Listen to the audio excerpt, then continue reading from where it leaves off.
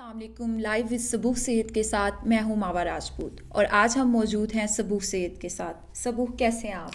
میں فی الحال تو ٹھیک ٹھاک ہوں. آپ سنائیں آپ کیسی ہیں؟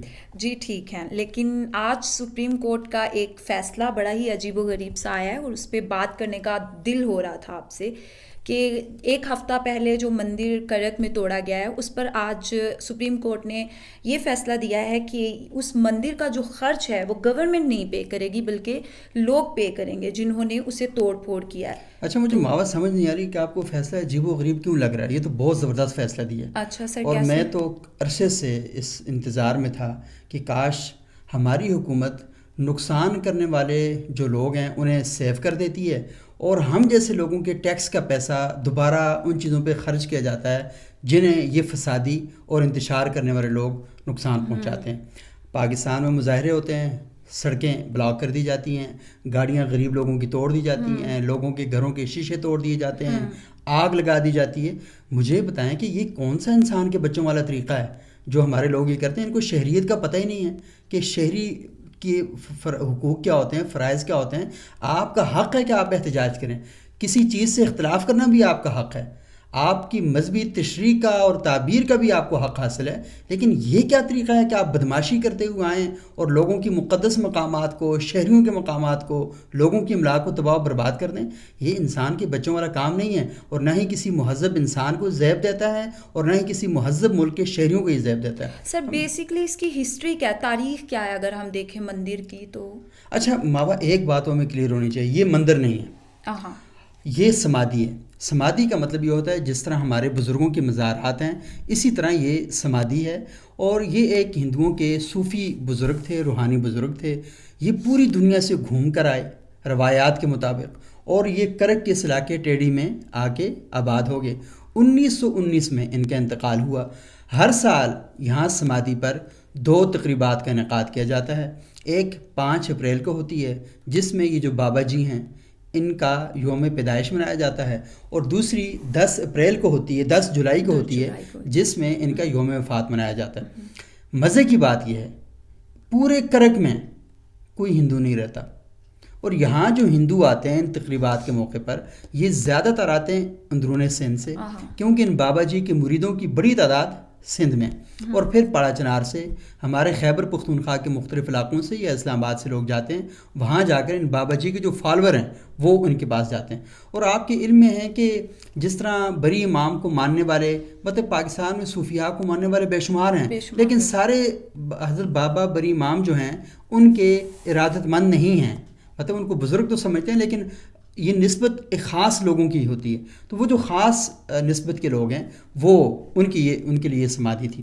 تو مسئلہ کیا ہے اب مسلمانوں کا اور یہ ہندوؤں کا کلیش جو ہے، یہ بیچ میں مسئلہ کیا ہے؟ اچھا، یہ مسئلہ سمجھنے کا یہ ہے کہ مقامی آبادی نے کبھی بھی ہندوؤں کو نہیں روکا کہ وہ آئیں یہاں پہ سمادھی پہ حاضری دیں، جو اپنی عبادات کرنی ہے کریں، مناجات کرنی ہے، دعائیں مانگنی ہے، پرارتھنا کرنی ہے، جو کرنا ہے کریں وہاں پہ آ کے. ایشو اصل میں بنا 2 مولویوں کی وجہ سے. ایک مولوی کا نام ہے شریف، نام ان کا شریف ہے، اور دوسرے جو مولوی ان کا نام فضل ہے. تو یہ 2 جو مولوی ہیں انہوں نے وہاں پر سارا فساد بھڑکایا، ساری آگ لگائی اور لوگوں سے کہا کہ یہاں پر مندر بن رہا ہے، یہ خدا کی توہین ہو رہی ہے، یہ کیا کہتے ہیں اب بت گدے یہاں پر بنیں گے، یہ سارا کچھ ہوگا. ایشو اصل میں کیا تھا، جیسا کہ میں آپ کو بتا چکا ہوں کہ سال میں 2 بار یہاں تقریبات ہوتی ہیں، 5 اپریل کو اور 10 جولائی کو. جب ہندو برادری کے لوگ آتے ہیں تو یہ جو ٹیڑی ہے یہ ایک گاؤں ہے، یہ چھوٹا سا گاؤں ہے اور اس گاؤں میں نہ کوئی ہوٹل ہے جہاں پر لوگ ٹھہر سکیں، نہ کوئی ریسٹورنٹ ہے، نہ کوئی اس طرح کے کھانے پینے کی بڑی جگہ ہیں. تو جب اور یہ جو راستہ ہے سڑک سے اس سمادھی تک پہنچنے کا وہ بالکل یوں ہے، یعنی آپ آرام سے بھی چلیں تو آپ کی سانس پھول جاتی ہے.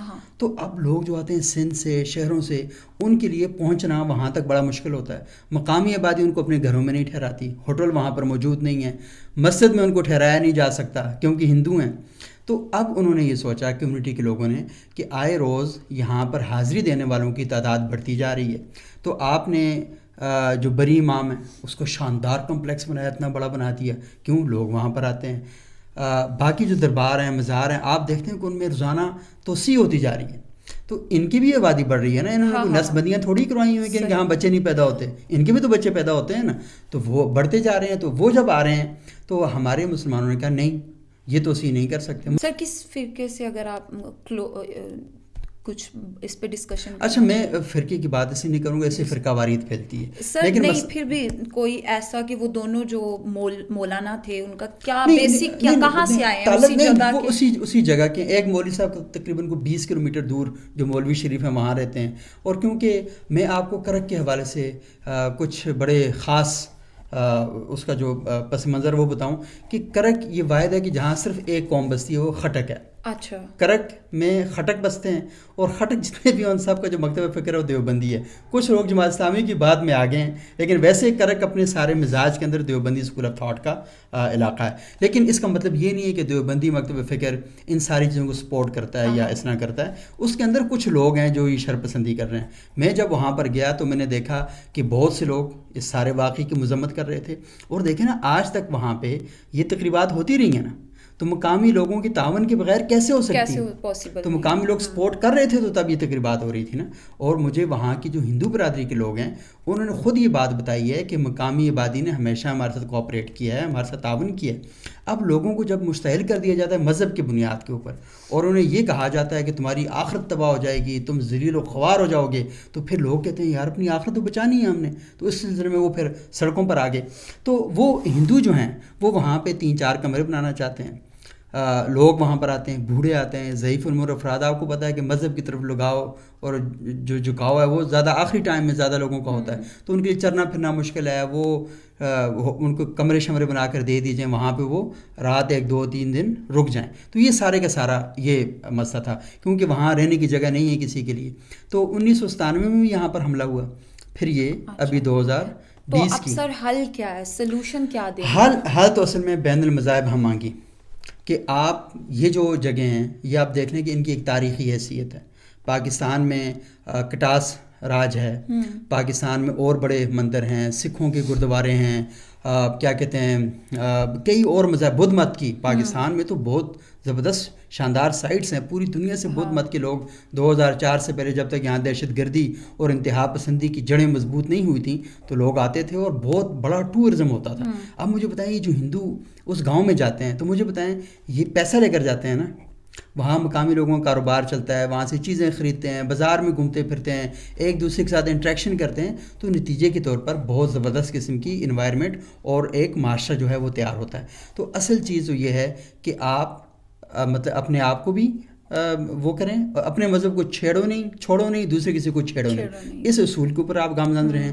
اور آپ کو اختلاف ہے, اور مسلمانوں کو واقعتاً اختلاف ہے ہندو عقائد سے, اور ہندوؤں کو بھی اختلاف ہے مسلمانوں کے عقائد سے, دونوں کا آپس میں اختلاف ہے. تو خدا نے قرآن میں ہمیں ایک فیصلہ دیا, لکم دینکم ولی دین.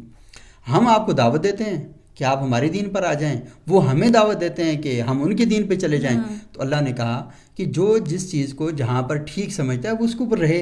تمہارے لیے تمہارا دین ہے, ہمارے لیے ہمارا دین ہے, لیکن آؤ ہم آپس میں اکٹھے ہو کے چلتے ہیں. اس بات کا فیصلہ خدا حشر والے دن کر دے گا, کس کا دین ٹھیک تھا کس کا غلط تھا. لیکن اللہ نے ہمیں جو بتایا ہے ہم سمجھتے ہیں وہ ٹھیک ہے, ان کے دماغوں میں جو آتا ہے وہ سمجھتے ہیں وہ ٹھیک ہے. تو جو اس کا حل ہے تو وہ یہی ہے. اور دوسری بات یہ ہے کہ ہندو پاکستان میں اقلیت میں ان کی تعداد بہت کم ہے. جب ہم اس قسم کے حملے کرتے ہیں پوری دنیا میں ایک میسج آتا ہے. کیا میسج آتا ہے؟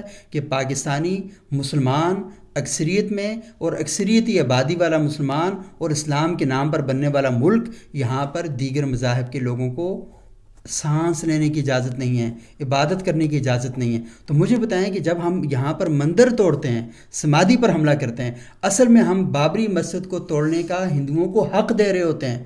ہم یہ بتا رہے ہوتے ہیں کہ ہاں تمہیں بھی حق ہے کہ تم انڈیا کے اندر مسلمانوں کا ظلم کرو, زیادتی کرو. تو اس لیے ہمیں سوچنا چاہیے ہم کوئی جزیروں میں نہیں رہ رہے, ہم ایک دنیا کے اندر رہ رہے ہیں. یہ گلوبل ولیج ہے, ہمیں ایک دوسرے کے ساتھ انٹریکشن کرنا پڑتا ہے, تو ہمیں سمجھنا چاہیے. اس لیے مولوی کا شر پسند ہونا بہت خوفناک ماحول پیدا کرتا ہے. اور مجموعی طور پر ہمارا نصاب جو اور ہمارا مطالعہ پاکستان, یہ ساری چیزیں ہمیں خراب کرتی ہیں. ہندو کا نام آتی ہے, پتہ ہے ماں ہمارے ذہن میں کیا کیا آتا ہے؟ آپ بتائیں, ہمیں ہندو کا ذہن میں کیا کیا آتا ہے آپ کے؟ میرے تو ذہن میں ایک اچھا کلچر ہی آتا ہے, لیکن لگتا ہے کہ شاید یہی کوئی مردوں کو جلانا سب سے پہلے تو ذہن میں آتا ہے, بتوں کی پوجا کرنا اور یہ چیز. نہیں, ہندو ذہن دیکھیں میرے ذہن میں کیا آتا ہے, میرے ذہن میں انڈیا آتا ہے, 47 آتا ہے, مسلمانوں کا قتل عام آتا ہے, بابری مسجد کی شہادت آتی ہے, کشمیر کا ایشو آتا ہے, احمد آباد کا جو ماسکر ہے وہ آتا ہے, مودی آتا ہے, مسلمانوں پہ تشدد آتا ہے, یہ ساری چیزیں آتی ہیں. تو میں پاکستان میں جو ہی کسی ہندو کو دیکھتا ہوں نا تو میرے ذہن کے اندر یہ خون یہ ابلنا شروع ہو جاتا ہے, اور میں اس پس منظر کے ساتھ ہندو کو دیکھ رہا ہوتا ہوں. تو نتیجے کے طور پر مجھے کیا آتا ہے, پھر غصہ آتا ہے, میرے ذہن میں غصہ آتا ہے ہندو کا نام سنتے ہی. تو پھر میں اس غصے کی حالت میں ہندو کے ساتھ ڈیل کرتا ہوں. سکھوں کے ساتھ ہم ایسا کیوں نہیں کرتے؟ نہیں کرتے. کیوں کہ سکھوں ہماری, حالانکہ سکھوں نے بھی ظلم کیے تھے اور ہم نے بھی کیے ان کے ساتھ, سب نے برابر کیے. جس کا جہاں وہ جیسے پنجابی میں کہتے ہیں دان لگتا ہے جدا, تو جس کا دان لگتا تھا جہاں پر نا اس نے یہ کام کیا ہے. لیکن ایشو یہ ہے کہ ہمیں اب نئی دنیا میں قدم رکھنا ہے. ہم 21ویں صدی میں کھڑے ہوئے ہیں, پوری دنیا ہماری طرف دیکھ رہی ہے. پوری دنیا نے مذہب کے نام پر جھگڑے ختم کر دیے ہیں, زبان کے نام پر, کلچر کے نام پر. ہم ایک دوسرے کے کلچر کو اپریشیٹ کرتے ہیں, اپنے کلچر کو سپورٹ کرتے ہیں, اپنے کلچر کو پروموٹ کرتے ہیں, لیکن دوسرے کلچر کو برا کہہ کر نہیں, دوسرے کلچر کو اپریشیٹ کر کر اپنے مذہب پہ کھڑے ہوئے ہیں, اپنے مذہب کی تبلیغ کرتے ہیں, لیکن دوسرے کے مذہب کو برا کہہ کر نہیں, دوسرے کا یہ حق مانتے ہوئے کہ جس طرح مجھے یہ حق حاصل ہے کہ میں اپنے مذہب پہ کھڑا رہوں, اپنے مذہب کی پر پریکٹس کروں اور اپنے مذہب کو پروموٹ کروں, اسی طرح اس کا بھی حق ہے کہ وہ ساری چیزیں کرے. اور کو ایگزسٹنس جو ہے وہ سب سے امپورٹنٹ ہے.